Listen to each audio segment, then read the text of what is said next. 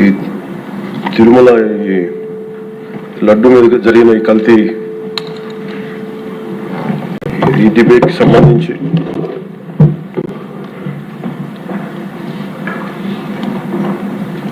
$68 లక్షల కిలోల నెయ్యి అని చెప్పే ఒక కల్తీ నెయ్యిని వాడారు.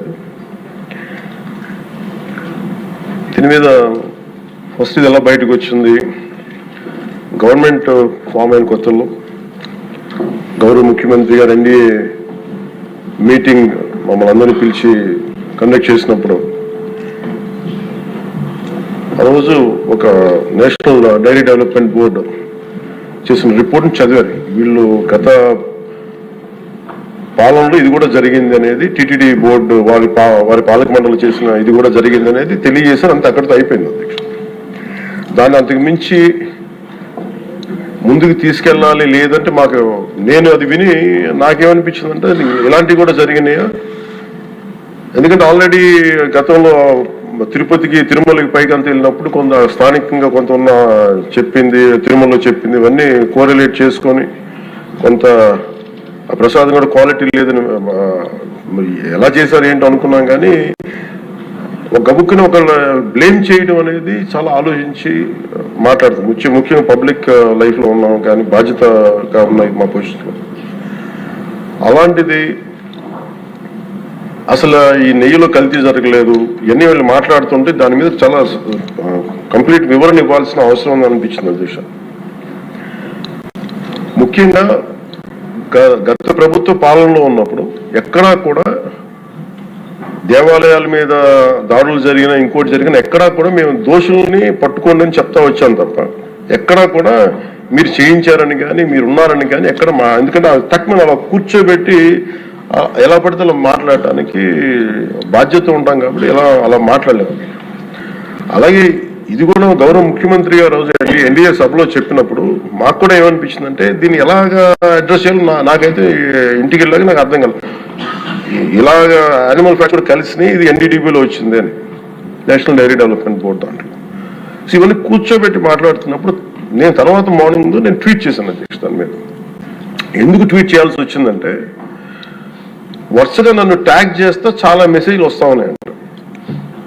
నా ఆఫీస్ నుంచి అన్ని పంపించేటప్పుడు నేను చూసాను ఏం జరిగిందంటే మీరు ఎవరు మాట్లాడరేంటి ఇలాంటి రిపోర్ట్ ఉన్నప్పుడు కూడా మీరు ఎవరు మాట్లాడరు ఏంటంటే అప్పుడు నా ఉద్దేశం ఏముందంటే ఇది ఈ దేవాలయాలు జరిగే ఇలాంటివన్నీ ఇవన్నీ కూర్చోబెట్టి దీనికి ఒక రక్షణ ఒక సనాతన ధర్మ రక్షణ బోర్డు లాంటి ఉంటే బాగుంటుంది. ఎందుకంటే ఇలాంటి కూర్చోబెట్టి చాలా న్యూట్రల్ గా చాలా ఆబ్జెక్టివ్ గా చేయొచ్చు ఇవి అనే ఉద్దేశంతో నేను పెట్టాను అధ్యక్షుడు. నాకు గిల్ట్ ఎక్కడొచ్చిందంటే అదే ఇవన్నీ మనకి లాస్ట్ 2-3 years మా టెంపుల్ దగ్గర తిరుమలకి వెళ్ళినప్పుడు కూడా గౌరవ మంత్రివర్యులు మనోహర్ గారు మేము వెళ్ళినప్పుడు మా దృష్టికి చాలా మంది తీసుకొచ్చారు అధ్యక్షుడు. మేమే 2-3 పర్యాలు మేమే మాట్లాడుకున్నాం. సో నాకు అవన్నీ గుర్తు వచ్చి అరే మనకి తప్పు జరిగింది తెలిసి మనం దాన్ని సరిగ్గా తీసుకెళ్ళకపోయిన ఒక పశ్చాత్తాపంతో నేను ఒక దీక్ష చేశాను అధ్యక్షుడు. ఆ తర్వాత దాన్ని అందరూ అన్ని రకాలుగా తీసుకెళ్ళారు సార్ 3 parties. అలాగే మాకు తర్వాత మొన్న గౌరవ ముఖ్యమంత్రి గారు మనకి కేశవ్ గారు మా క్యాబినెట్లో కూర్చున్నప్పుడు మా దృష్టికి తీసుకొచ్చింది అసలు ఈ నెయ్యే లేదనేది చాలా స్పష్టంగా తెలియదు. మాకేమనిపించిందంటే ఏదైనా సరే innovation is very important in life. Innovation లేకపోతే ఈ పాటికి ఒక్కొక్కరు ఒకవేళ ఇన్నోవేట్ చేస్తారు. బట్ ఈ పర్టికులర్ ఈ గత ప్రభుత్వంలో ఉన్న వ్యక్తులు వీళ్ళు అరాచకంలో ఇన్నోవేషన్ చేశారు. వీళ్ళు కల్తీలు కూడా అంటే మామూలుగా ఒక నెయ్యి కావాలంటే పాల నుంచే కాకుండా రసాయనాల నుంచి కూడా తీయచ్చు మిగతా వాటి నుంచి కూడా తీయచ్చు అని చేసి చూపించారు. దానికి సంబంధించిన కంప్లీట్ సిబిఐకి ఆ రిపోర్ట్ ఇచ్చినప్పుడు ఎక్కడా కూడా నెయ్యి లేకుండా వీళ్ళు నెయ్యి తయారు చేశారని చాలా స్పష్టంగా తెలియజేశారు. ఇప్పుడు మనం ఏం మాట్లాడుతున్నాం వీళ్ళందరితో అంటే ఎక్కడా కూడా ఈ సభ సాక్షిగా చెప్తున్నాను ప్రజలకు కూడా తెలియాలి. ఎక్కడా కూడా గత ప్రభుత్వం తాలూకు హెడ్ చేసిన వ్యక్తి చేశారని ఎక్కడ కూడా నేను ప్రత్యేకించి మాట్లాడాను. నేనేం చెప్తాను టీటీడీ పాలక మండలి బాధ్యత ఇది. మీరు కూర్చోబెట్టి మీరు బాధ్యత తీసుకొని వాళ్ళ పార్టీ ఆ ప్రభుత్వం స్థాపించినప్పుడు వాళ్ళ నియమించిన పాలక మండలి వాళ్ళు చేసిన తప్పులకి సింపుల్ ఏం చేయాలి అధ్యక్షుడు, ఒక ఇంటర్వ్యూలో నన్ను అడిగితే నేనేం చెప్పానంటే you mean to say you want to blame the person who headed the last government అంటే my intention is not that. My intention is always to say that who did this, who are the perpetrators. A perpetrators is more or less they are the TTD board. Let them be accountable for that.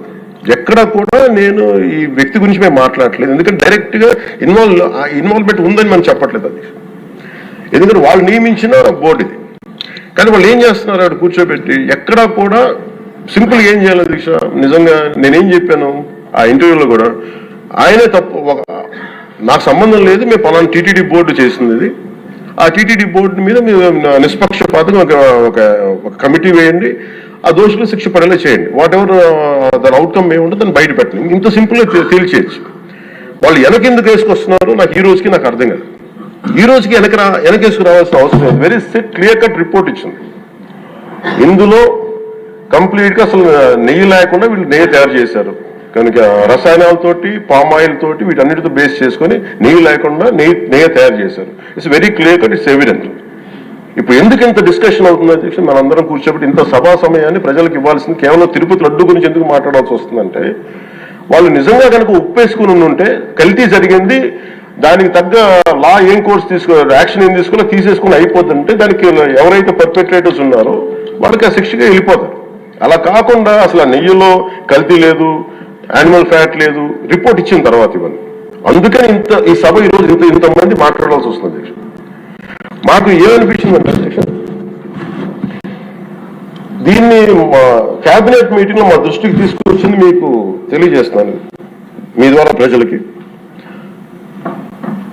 CBI నేతృత్వంలోని ఈ special investigation team ఆ నెయ్యి తయారీకి 1 litre పాలు కూడా వినియోగించలేదని చెప్పి చాలా ఖచ్చితంగా తేల్చింది. ఆ పామాయిల్లో రసాయనాలు కలిపి తయారు చేసినట్టు చెప్పింది. ఆ ఇతర రసాయనాలు ఏ మూలకాల నుంచి తయారయ్యాయో నిర్ధారణ చేసే సాంకేతికత, దానికి సంబంధించిన టెక్నాలజీ ఆ పర్టికులర్ మా వద్ద లేదనేది ఆ సిట్ తేల్చేసింది. ఈ కేసులో 36 మందిని నిందితులుగా తేల్చింది. శ్రీవారి ప్రసాదాన్ని అపవిత్రం చేసేందుకు ఒక ప్రణాళిక, ఒక ప్లాన్ ప్రకారం కుట్ర జరిగిందన్నట్టు సిట్ తెలియజేసింది. అలాగే పోనీ దీని ముందు ఏం జరిగిందని చూస్తే, తమకి నచ్చిన సంస్థలకి నెయ్యి సరఫరా కాంట్రాక్టులు కట్టబెట్టేందుకు ఒక ప్రణాళిక ప్రకారం టెండర్ నిబంధనలు సవరించారు. నెయ్యి సరఫరాకి సంస్థకి ఉండాల్సిన కనీస వార్షిక టర్నోవర్ 250 కోట్ల నుంచి 150 కోట్లకి తగ్గించారు. రోజుకి 4 లక్షల లీటర్ల పాలు సేకరించాలన్న నిబంధనని తొలగించారు. డైరీ రంగంలో 3 ఏళ్ల అనుభవం ఉండాలన్న నియమాన్ని ఏడాది కుదించారు. రోజుకి 12 టన్నుల వెన్నెయ్య తేయాలన్న నిబంధనను కూడా 8 టన్నులుగా మార్చేశారు. అంటే ఒకరికి నెయ్యి కాంట్రాక్ట్ ఇవ్వాలంటే ఇన్ని నిబంధనల్ని తూట్లు పడిచారు. అది చేసిన తర్వాత మళ్ళీ సవరణ అనంతరం వీళ్ళు ఎంపిక చేసిన సంస్థలు 20-23 మధ్య నెయ్యి సరఫరా చేశాయి. నెయ్యి సరఫరా చేసిన సంస్థకు అందుకు కావాల్సిన కనీస అర్హతలు లేవని సిట్ ఛార్జ్ షీట్ లో ఉన్నది. వీరు నెయ్యి సరఫరాగా ఎంచుకున్న సంస్థలు బోలేబాబా అని కానీ దానికి అనుబంధ సంస్థలు మాల్గంగా, వైష్ణవి డైరీలు 1 లీటర్ కూడా నెయ్యిని పాల నుంచి తయారు చేయాలని స్పష్టంగా చెప్పారు. ఇది 19-24 మధ్య 11 కోట్ల మంది భక్తులను శ్రీవారిని దర్శించుకుంటే ఆ కాలంలో మొత్తం 48 కోట్ల లడ్డు ప్రసాదాలు విక్రయం జరిగింది. దాంట్లో సుమారు 20 కోట్ల లడ్డూలు నకిలీ నెయ్యితో తయారయ్యాయని చెప్పి టీటీడీ రికార్డ్స్ తెలియజేస్తాం. ఆ 11 కోట్ల మందికి రసాయనాలతో నిండిన మన లడ్డూలు పంపించారు. అలాగే ఇందులో 1,00,000 లడ్డూలు కూడా అయోధ్య రామ మందిర ప్రారంభోత్సవానికి పంపిణీ చేశారు. నేను మొన్న మన క్యాబినెట్ లో మన గౌరవ ముఖ్యమంత్రి గారు మేమందరం కూర్చొని మాట్లాడుతున్నప్పుడు నాకు పర్సనల్గా నాకు మెసేజ్ ఏంటంటే, అమరావతి మన ఈ అయోధ్యకి పంపిన లడ్డూలు ఈ లడ్డూలు కాదు, ఇవి వేరే లడ్డూలు, అలా ఎలా తేడా చెప్తారు వీళ్ళు? దానికోసం ప్రత్యేకంగా అంటే అక్కడ నిబంధనలు ఎక్కడా కూడా మీరు నెయ్యి పలానోళ్ళు కొన్నారు మాకు డీటెయిల్స్ ఇస్తా ఉన్నారు. నేను సభాముఖంగా ఎందుకు వాళ్ళకి పేర్లు ప్రస్తావించారు, అది చెప్పిన వ్యక్తులు కానీ వీళ్ళు కానీ. నేను అడిగింది ఏంటంటే, ఓకే మీకు దాని మీద ఆధారాలు ఏమున్నాయి, మీరు ఈ లాటే పంపించారు అయోధ్యకి అనేది మీకు ఏముంటాయి, ఎక్కడ ఏం లేదు, అన్ని గాల్లో మాట్లాడుతున్నారు వీళ్ళందరూ. ఇప్పుడు మేము ప్రత్యేకించి మేము అడుగుతుంది ఏంటంటే, దీనికి సంబంధించి కంప్లీట్ పాలక మండలి బోర్డు, టీటీడీ పాలక మండలి board, they have to take responsibility. వాళ్ళని ఒక గత ప్రభుత్వాన్ని నడిపిన ముఖ్యుడైన వ్యక్తి వాళ్ళని వెనకేసుకొస్తున్నారంటే అందులో కూడా మీకు కూడా బాధ్యత తీసుకోవాల్సి వస్తుంది. అందుకని సభాముఖంగా మేము అందరికీ ఏం చెప్తున్నామంటే, let the law take its own course. ఎవరైతే దోషులు ఉన్నారో వాళ్ళకి శిక్ష పడాల్సిందే. మా ఉద్దేశం ఒకటే అధ్యక్ష, ప్రాబ్లం ఎక్కడ ఉంది అంటే ఇందులో మనందరం కూడా, ఇందాక మన గౌరవ సభ్యులు మాట్లాడతా, నెల్లూరుకు సంబంధించి సోమిరెడ్డి గారు మాట్లాడతా, దర్గా కానీ మన కశ్మూర్ దర్గా గురించి వీటన్నిటి మాట్లాడుతూ ఉంటే, బేసిక్గా నేను కూడా నెల్లూరులో పెరిగాను కాబట్టి నేను అర్థం చేసుకోగలను. అది ఎక్కడా కూడా వేరే మతాన్ని కించపరచడం అనేది తెలియదు అది ఈ దేశం. అందుకే ఈ దేశం ఇలా ఉండేది కాదు. అలాంటి దేశం సాంప్రదాయాలని వీళ్ళు కూర్చోబెట్టి, కల్తీ జరిగిందంటే వెరీ సింపుల్గా ఏం చేయాలి, అడల్ట్రేషన్ జరిగింది, మేము కూర్చోబెట్టి దీన్ని కరెక్ట్ చేసుకుని మీరు కరెక్ట్ చేయండి, మేము మీకు మద్దతు ఇస్తాం, ఇంతే చెప్పాలి అధ్యక్షుడు. అంతేగాని దాన్ని వెనకేసి వస్తున్నారు అంటే, ఒకటి క్లియర్ కట్ రిపోర్ట్ ఉంది, అందులో నెయ్యి లేదనేది, అందులో రసాయనాలు ఉన్నాయని క్లియర్ కట్ చెప్పింది. ఈ రసాయనాల్లో ఏమున్నాయి అనేది అది పెరుమాళకి ఎరుగదు, ఆయన కూర్చొని చేయాలి. ఒక రిపోర్ట్ ఏమో మాకు ఎన్డీడీబీ రిపోర్ట్ ఏమో దాంట్లో ఖచ్చితంగా ఈ జంతు సంబంధించిన అవశేషాలు ఉన్నాయి అనేది చాలా స్పష్టంగా చెప్పారు. అది ప్రాపర్ ఆథరైజ్డ్ బోర్డు. ఇప్పుడు వీళ్ళేమో కూర్చొని అది కూడా మాట్లాడలేదు. Very clear cut as on today special మన సిబిఐ ఇచ్చిన మన చార్జ్ షీట్ ప్రకారం ఆ నెయ్యి కాదు, ఇది పామాయిల్తో పాటు రసాయనాలు కలిపింది. దీన్ని కూర్చోబెట్టి వాళ్ళు ఇంత మాట్లాడుతున్నారంటే ఇది ఖచ్చితంగా ప్రజల మధ్యకి వెళ్ళాలి. దీని నుంచి లబ్ధి పొందేది ఏం లేదు ఇక్కడ. కానీ ఇది ఏంటంటే, ఇది ధర్మానికి సంబంధించిన విషయం అధ్యక్ష.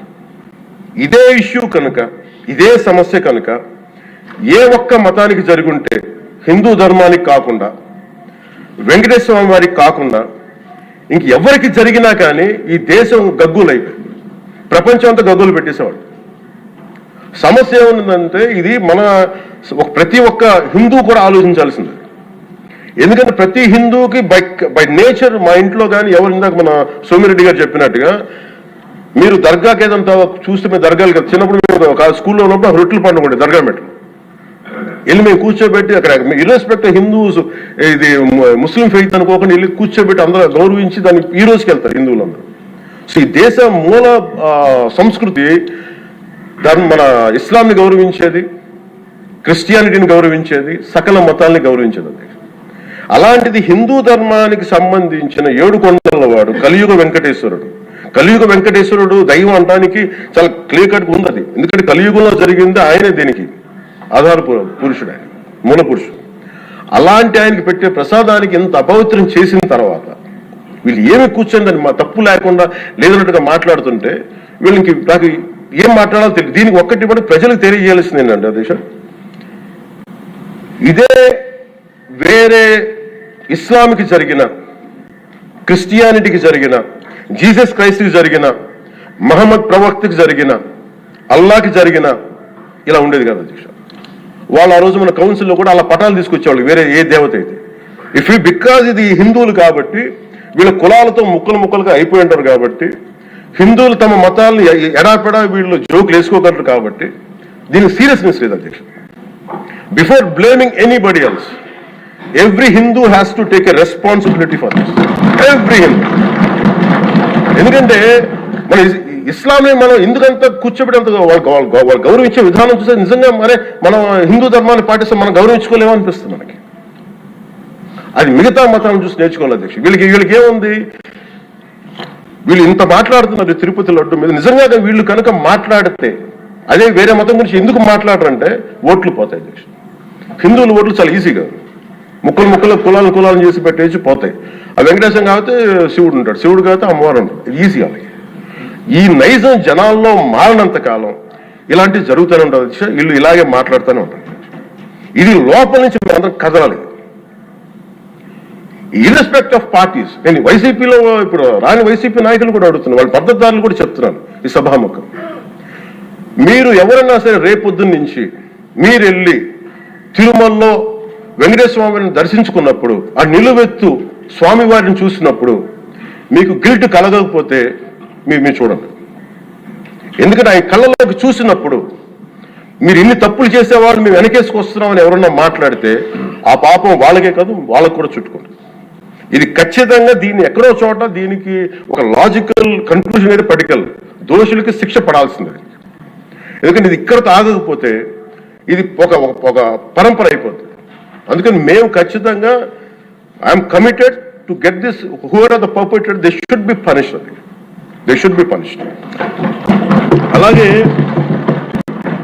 ఒక ముగింపు 2 వాక్యాలు చెప్పి నేను మాకు చెప్పి ముగిస్తాను. మన మధ్య నేను ఆముక్తమాల్య చదువుతున్నప్పుడు 218వ పద్యం దాంట్లో ఆయన చెప్పింది ప్రత్యేకించి ఆయన రాసిన ఈ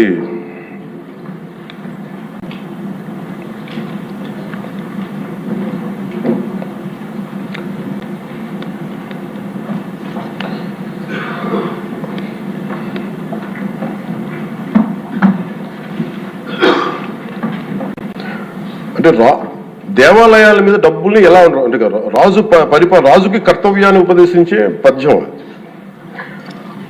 ఆయితికానికి ఇవ్వకు మమరాలయ ముఖ్యము, అతడు అర్థతృష్ణాయుతుడై నిజోర్వియగు నష్టికి ఆ ధనమును తరల్చి రాజు ఆయతనమునకు చేర్చు మరి అట్టిది ఆపత్యము కాన ఒంటిగాడే అధికారి కావలయ ఇంచుకు తిన్నను వాడే రూపురం. మనకు తెలిసిన మహా గొప్ప పరిపాలకులు కృష్ణదేవరాయలు రాసిన అముక్తమాల్యదలోనిది ఈ పద్యం. దేవుడి సేవలో ఎలాంటి వారిని నియమించాలో రాజుకు కర్తవ్యాన్ని ఉపదేశించే పద్యం. రాజు కోసం వసూలు చేసేవాడికి దేవాలయంపై అధికారం ఇవ్వద్దు. అలాంటి వాడు డబ్బు మీద ఆశతో రాజ్యానికి వసూళ్లలో నష్టం వచ్చినప్పుడల్లా దేవుడిది ధనాన్ని తరలించి రాజు ఖజానాకి చేర్చేస్తూ ఉంటాడు. అలాంటిది తప్పుడు పని కాబట్టి ఎలాంటి మమకారాలు లేని ఒంటరి వాడే ఆలయానికి అధికారిగా ఉండాలి. ఒకవేళ వాడు దేవుడి సొత్తు తిన్నప్పటికీ ఆ పాపానికి వాడే నాశనం అవుతాడు. కానీ ఆ డబ్బు తెచ్చి రాజుకి చేర్చడం వల్ల ఆ రాజ్యమే నాశనం అవుతుంది అని చెప్తుంది అధ్యక్ష పద్యం. గత ప్రభుత్వ పరిపాలన కాలంలో జరిగిందంతా అచ్చంగా ఇలాగే జరిగింది.